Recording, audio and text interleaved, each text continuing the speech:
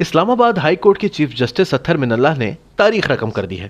انہوں نے capital development authority کو پاک بحریہ کا راول ڈیم کے کنارے بنا ہوا کشتی رانی کا کلب گرانے کا حکم دیا ہے۔ نیز اسلام آباد کا منال ریستوران اور مارگلا گرینز گولف کلب کو ضبط کرنے کی ہدایت کی، کیونکہ یہ مارگلا ہلز نیشنل پارک کی زمین پر غیر قانونی طور پر تعمیر کیے گئے ہیں۔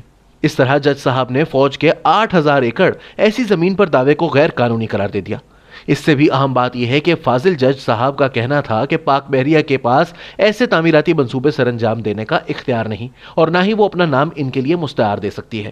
فطری طور پر اس فیصلے پر لاکھوں پاکستانیوں کے دلوں میں طمانینت کی لہر دوڑ گئی، گرچہ اس نے ایسے طاقتور افراد کو برہم کر دیا جو ریاستی اداروں پر کنٹرول جمائے ہوئے ہیں۔ ان کے بھی ملک بھر میں غیر قانونی جائیداد کے ساتھ مفاد وابستہ ہیں۔ شروعات کے طور پر آڈیٹر جنرل آف پاکستان نے مارگلا ہلز نیشنل پارک کی زمین پر 79 تجاوزات کی ایک فہرست تیار کی، جس میں نوٹ کیا گیا ہے کہ کئی سرکاری ادارے CDA، میٹروپولیٹن کارپوریشن اسلام آباد وائلڈ لائف مینجمنٹ بورڈ وغیرہ علاقے کو کنٹرول کرنے اور اس کا انتظام کرنے کا دعویٰ کرتے ہیں۔ اس نے فیصلے کرنے اور اجازت دینے کے حق کو مشکل بنا رکھا ہے۔ جسٹس اطہر من اللہ کے فیصلے نے ان سوالات کو بھی جنم دیا ہے کہ اس سے پہلے عدالتیں امیر اور طاقتور دھڑوں سے متعلق ایسے معاملات کو کیسے نمٹاتی رہی ہیں، جبکہ غریب اور کمزور افراد کا عدالت میں حشر کسی سے ڈھکا چھپا نہیں۔ حال ہی میں 2 مقدمات نے عوامی غم و غصے کو ہوا دی۔ ان میں عدالتیں طاقتور سٹیک ہولڈرز کو خوش کرنے کے لیے پیچھے ہٹ گئیں۔ پہلا بنی گالا میں عمران خان کی اربوں روپے کی وسیع و عریض جائیداد کا ہے، جو کئی سال قبل غیر قانونی طور پر تعمیر کی گئی تھی۔ جسٹس ثاقب نثار کے حکم پر CDA نے اسے ڈھٹائی سے ریگولرائز کیا تھا۔ اس عدالتی حکم کی تعمیل میں CDA کے بدقسمت چیئرمین، جس نے جائیداد کے حوالے سے عمران خان کو سوال نامہ بھیجا تھا، کی فوری طور پر تنزلی کر دی گئی، اور جس صحافی نے وزیر اعظم کی بددیانتی کو بے نقاب کرنے والی ایک خبر کا حوالہ دیا، اسے پیمرا نے شو کاز نوٹس جاری کر دیا۔ دوسرا کانسٹیٹیوشن ایونیو اسلام آباد میں ایک بلند و بالا لگژری اپارٹمنٹ کی تعمیر ہے، جس کے مالکان کا شمار اہم اور طاقتور افراد میں ہوتا ہے، جیسے کہ عمران خان وغیرہ۔ Chief justice of Pakistan Gulzar Ahmed کی جانب سے حال ہی میں کراچی میں غیر قانونی تعمیرات اور تجاوزات کی مسماری کے لیے احکامات جاری کیے گئے ہیں۔ اس کے برعکس ثاقب نثار کی عدالت نے اس عمارت کو دوبارہ ریگولرائز کر دیا تھا۔ یہ مہان خرابی کی ایک سرسری سی جھلک ہے، جیسے برفانی تودے کا باہری کنارہ۔ سرکاری وسائل کی لوٹ مار کا آغاز 1947 میں تقسیم کے وقت ہی ہو گیا تھا، جب ہندوؤں اور سکھوں کی اربوں مالیت کی شہری اور دیہی جائیدادوں پر ریاست کے نئے آقاؤں نے قبضہ کر لیا۔ میرٹ کی دھجیاں بکھیرتے ہوئے اپنے اتحادیوں اور اثاثوں کو نوازا گیا۔ وقت گزرنے کے ساتھ ساتھ ریاست کی پارلیمان نے پاکستانیوں کی زمینوں اور جائیدادوں کے آسان اور سستے حصول کے لیے قوانین بنانا شروع کر دیے۔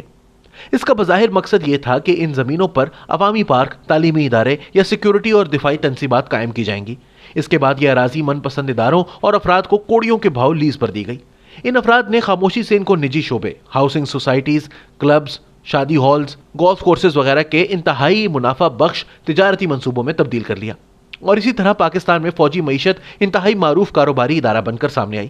اس کے پاس airlines, shipping, hotel, bank, insurance, خوراک، کھاد، سیمنٹ، ہاؤسنگ وغیرہ کا کاروبار ہے۔ یہی وجہ ہے کہ جسٹس من اللہ کا حالیہ فیصلہ تاریخی اہمیت کا حامل ہے۔ اس سے قبل انہوں نے سول بیوروکریسی کو، خود کو اور ججوں کو قیمتی رہائشی اور کمرشل پلاٹس کو معمولی قیمتوں پر الاٹ کرنے کے عمل کو روک دیا تھا، تاکہ زمینوں پر قبضے کے دعووں اور قانون کو من مرضی سے موڑنے کے عمل کو روکا جا سکے۔ کون سی دوسری عدالت یا جج ان کی قابل تعریف مثال کی تقلید کرتے ہوئے پاکستانی تاریخ کے اس سنگ میل کو عبور کرے گا؟ سپریم کورٹ کو اب مفاد عامہ کے ایک اور چیلنج کا سامنا ہے۔ وکیل احسن بھون کی سربراہی میں سپریم کورٹ بار ایسوسی ایشن نے پاکستان مسلم لیگ نون کے نواز شریف اور تحریک انصاف کے جہانگیر ترین کے صادق اور امین نہ ہونے پر عوامی عہدہ رکھنے سے تاحیات نااہلی کو چیلنج کیا ہے۔ یہ درخواست سابق چیف جسٹس گلگت بلتستان رانا شمیم کی جانب سے سابق چیف جسٹس ثاقب نثار کی جانب سے اعلیٰ سطح کے عدالتی ناانصافی، بد انتظامی اور سیاسی تعصب کے انکشافات کے بعد دی گئی ہے۔ ان ناروا سرگرمیوں کا مقصد نواز شریف کو سیاست سے باہر کرنا تھا۔ عدالتی نظر ثانی کے لیے زمین مزید ہموار اس وقت ہو گئی جب تحریک انصاف کے سابق سیکرٹری احمد جواد نواز شریف کو عہدے سے ہٹانے اور عمران کو اس پر فائز کرنے کے لیے عدالتی اور فوجی جوڑ توڑ کے الزامات کو منظر عام پر لے کر آئے۔ ان کا یہ الزام کہ سپریم کورٹ کے ججز نے نواز شریف کی غیر منصفانہ برطرفی کو توازن دینے کے لیے جہانگیر ترین کو نااہل قرار دیا، یہ بیان متعدد مقدمات میں مسٹر شریف کے ٹرائل اور اپیلز پر نظر انداز ہوگا، اور عدلیہ اپنی کھوئی ہوئی ساکھ کو دوبارہ بحال کر سکے گی۔ یہ بات قابل ذکر ہے کہ جسٹس اطہر من اللہ کو جب سابق چیف جسٹس گلگت بلتستان رانا شمیم کے الزامات کا فیصلہ کرنا ہوگا تو ان پر بھی یہ دباؤ ہوگا کہ وہ احمد جواد کی گواہی کو بھی اپنی بحث میں شامل کریں۔ کیا جسٹس اطہر من اللہ اس وقت مرد میدان ہیں؟ کیا وہ تاریخ رقم کرنے جا رہے ہیں؟